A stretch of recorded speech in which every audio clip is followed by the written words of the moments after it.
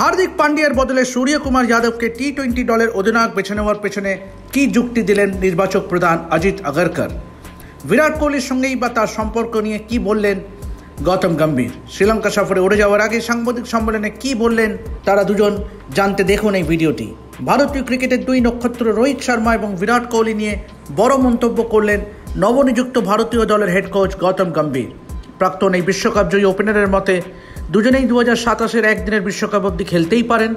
সোমবার শ্রীলঙ্কা সফরে দল নিয়ে রওনা হওয়ার আগে ভারতীয় কোচ হিসেবে প্রথমবারের মতো সাংবাদিকদের মুখোমুখি হন গম্ভীর।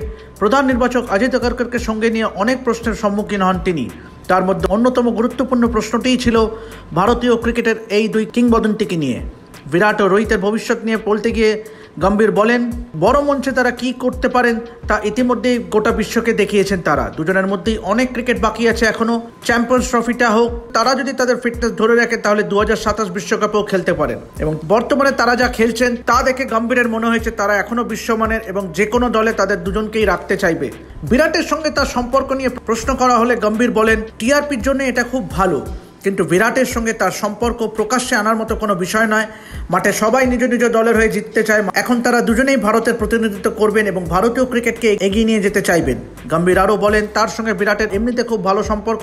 তিনি বেশ কয়েকবার বিরাটের সাথে কথাও বলেছেন এবং দুজনের লক্ষ্য এক, ভারতীয় ক্রিকেটের সাফল্য।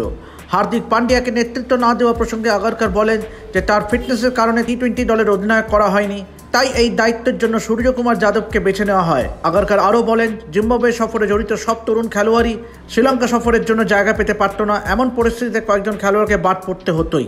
একই সঙ্গে আগরকর নিশ্চিত করেছেন যে অলরাউন্ডার রবীন্দ্র জাদেজাকে বিশ্রাম দেওয়া হয়েছে শ্রীলঙ্কা সফর থেকে। আগরকর ভারতীয় ফ্যানদের আশ্বস্ত করে বলেছেন যে আগামী কয়েক মাস দীর্ঘ টেস্ট মরশুমের জন্য জাদেজাকে বিরতি দেওয়া হয়েছে এবং তিনি ভারতের প্রাথমিক স্পিন বোলিং অলরাউন্ডার হিসেবেই বিবেচিত।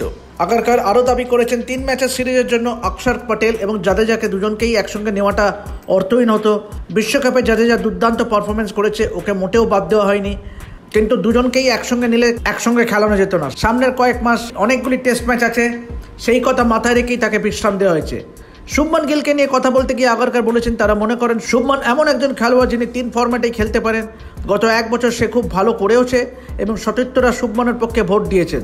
শুভমানের মধ্যে ভালো নেতার সব গুণ রয়েছে। তারা চান শুভমানকে অভিজ্ঞতা সঞ্চয় করতে, যাতে তিনি পরবর্তীকালে ভারতের হয়ে 3 ফরম্যাটে নেতৃত্ব দেওয়ার যোগ্য হয়ে ওঠেন।